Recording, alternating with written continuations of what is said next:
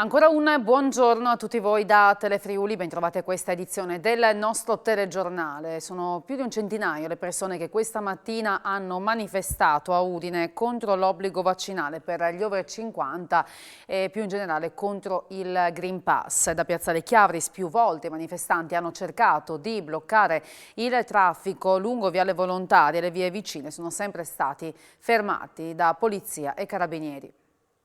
Cartelli e striscioni non sono mancati e neanche gli onnipresenti cori "La gente come noi non molla mai" e "Libertà, libertà". Più di un centinaio di persone si è riunita questa mattina nel parco di Piazzale Chiavris a Udine per protestare contro Green Pass e obbligo vaccinale. Ingente lo spiegamento di forze dell'ordine con polizia e carabinieri in assetto antisommossa a controllare i manifestanti. Per l'assenza di preavviso e di autorizzazione, la strada non è stata chiusa e il corteo è stato deviato lungo i marciapiedi. In più occasioni i manifestanti hanno cercato di bloccare le macchine e il traffico anche sedendosi sui passaggi pedonali, ma gli agenti e i militari li hanno fatti allontanare permettendo il deflusso delle macchine. Non sono mancati certamente momenti di nervosismo, ma la maggior parte delle persone ha accettato le indicazioni delle forze dell'ordine ed è rimasta sui marciapiedi. Numeri molto lontani dalla manifestazione di sabato a Trieste, vuoi per la pioggia e vuoi per la decisione del Comitato per l'Ordine e la Sicurezza Pubblica triestino che ha annunciato di voler sanzionare promotori, organizzatori e partecipanti del corteo giuliano. Una decisione che, ci si aspetta, sarà presa anche nel caso del corteo udinese. E non si ferma, anzi cresce la mobilitazione degli studenti a livello nazionale contro gli stage in azienda e la formula annunciata per i prossimi esami di maturità. A un mese dalla morte a Pavia di Udine dello studente friulano Lorenzo Parelli, che ha perso la vita nell'ultimo giorno di stage, salgono a 20 le scuole occupate in Italia. E la protesta degli studenti è stata alimentata dalla morte in questi giorni nelle Marche dello studente sedicenne Giuseppe, pure lui impegnato in uno stage. Il clima è particolarmente caldo a Torino, dove venerdì prossimo è stata organizzata una mobilitazione nazionale contro stage e nuove prove di maturità. Un terremoto di magnitudo 3,4 è stato registrato nelle primissime ore di oggi nella nostra regione. Era da ottobre scorso che non si sentiva una scossa di intensità simile, terremoto che si inserisce nell'abituale sismicità di fondo della zona. La terra è tornata a tremare in Friuli. Una forte scossa di magnitudo 3,4 è stata registrata nella notte tra la Val Alba e la Valdogna, 5 km dal terzo comune più piccolo della regione. Il sisma è stato registrato alle 3:12, ha svegliato diverse persone, alcune delle quali erano già sveglie per seguire la discesa libera olimpica che è valsa la medaglia d'argento per l'azzurra Sofia Goggia e la medaglia di bronzo per Nadia Delago. Il movimento tellurico è stato avvertito da Tolmezzo, Abuia e tra Nimis e Tarcento. Fortunatamente non sono stati registrati danni a cose o persone. Profondità 13 km, quindi chiaramente percepito dalle persone nell'intorno dell'epicentro, che era compreso fra la Valaupa e la Valfella, in prossimità della Valalba per capirsi. La zona è notoriamente sismica, in passato abbiamo avuto diversi terremoti, anche di magnitudo superiore a questo. La scossa di questa notte è una classica scossa che si colloca nella sismicità di fondo della pedemontana friulana. Alla scossa principale sono seguite nell'immediato diverse repliche di magnitudo inferiore, le più importanti di magnitudo 1.2 e 1.1 questa mattina alle 7:10. Ancora in affanno il pronto soccorso di Tolmezzo che copre tutto l'Alto Friuli, da Sappada a Tarvisio. Gli accessi Covid rallentano, quelli per le altre patologie, ma ci sono timidi segnali che la situazione possa migliorare nel giro dei prossimi mesi. Un cauto ottimismo rispetto a quello che è stato in questi ultimi tempi, come ben si sa. La sensazione, a me la percezione, e questo supportata anche dai dati di incidenza, probabilmente stanno evolvendo verso dati favorevoli, quindi anche se c'è tutta una situazione accumulata che ovviamente impatta pesantemente su quelle che sono le attività ospedaliere o sanitarie in generale, e quindi bisogna rincorrere un po' una ripresa per poter recuperare il tempo perso, tra virgolette. Ecco. Io auspico che la questione nel giro di qualche mese possa sostanzialmente riprendere verso un'attività, tra virgolette, normale. Ecco.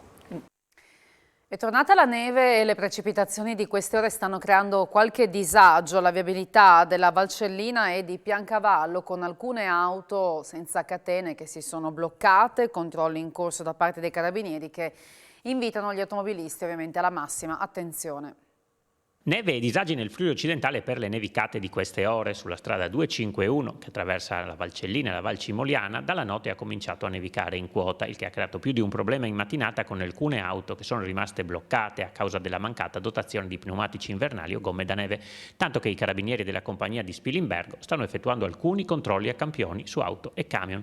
Attivi dalle prime ore di oggi mezzi spargisale per rendere più scorrevoli le strade. Le forze dell'ordine invitano alla massima cautela e sconsigliano di mettersi in viaggio agli automobilisti non provvisti degli equipaggiamenti invernali.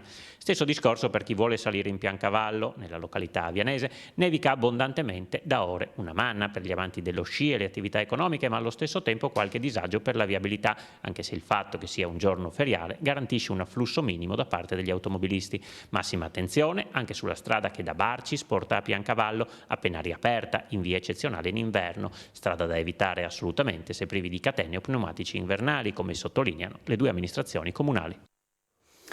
Valorizzare il Teatro Nuovo Giovanni da Udine, chiudere con delle saracinesche i portici esterni e impostare un progetto di inclusione sociale per aiutare quei senza tetto che spesso trovano rifugio in quegli spazi. È il proposito della Giunta Fontanini dopo i sopralluoghi effettuati negli ultimi mesi, soluzione che ha il vaglio dell'amministrazione comunale per tutelare sia le persone in difficoltà che un luogo come appunto il Teatrone. Siamo intenzionati a garantire il decoro di un luogo molto importante della cultura della nostra città, chiudendo l'accesso di alcuni portici, ha spiegato Fontanini sui suoi canali social, e con il presidente Giovanni Niste abbiamo già valutato alcune soluzioni che scongiurino la possibilità che si creino accampamenti sotto i portici. Fondamentale però sarà l'aspetto sociale, perché ci sono persone fragili che intendiamo aiutare e sostenere. È un problema complesso perché non si tratta di riuscire ad allontanarli momentaneamente, ma di convincerli ad accettare un percorso di recupero. Abbiamo già attivato i servizi sociali del comune, ha aggiunto ancora Fontanini, che ha fatto sapere che si sta dialogando con la Caritas per ampliare l'orario di apertura del Focolare, l'asilo notturno di via Pracchiuso. Una casa in fiamme questa mattina nel comune di Duino Aurisina. Le fiamme hanno coinvolto il primo piano adibito a deposito di un vecchio edificio con annesso granaio attualmente non abitato. Sul posto si sono recati i vigili del fuoco con partenze da Opicine, dalla sede centrale di Trieste. Il rogo è stato messo in breve tempo sotto controllo. Le cause sono in corso di accertamento, non risultano danni strutturali all'immobile. Dopo il concerto inaugurale con l'orchestra Ferruccio Busoni, il rinnovato teatro Benoît de Cecco di Codroipo ha aperto il sipario sulla nuova stagione con lo spettacolo Noches de Buenos Aires.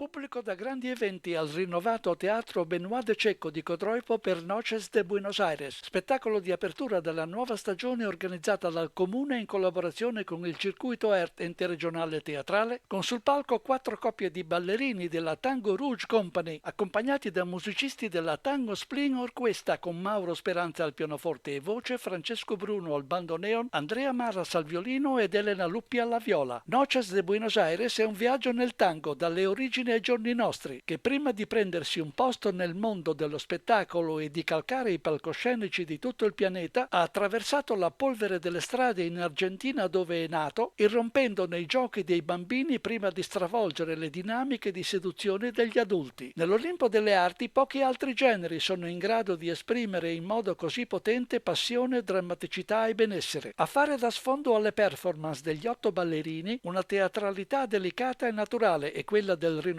palcoscenico codroipese si è rivelata all'altezza, finalizzata alla costruzione di una narrazione appena accennata, un racconto di crescita del tango nel tango e per il tango, con la Tango Spleen Orquesta, ensemble di musicisti già noto nel nostro paese per essersi esibita con successo in prestigiose rassegne e teatri. Tra poco vi ricordo l'appuntamento con A Voi la Linea. Per questa edizione del nostro TG è tutto, grazie per la vostra attenzione, arrivederci.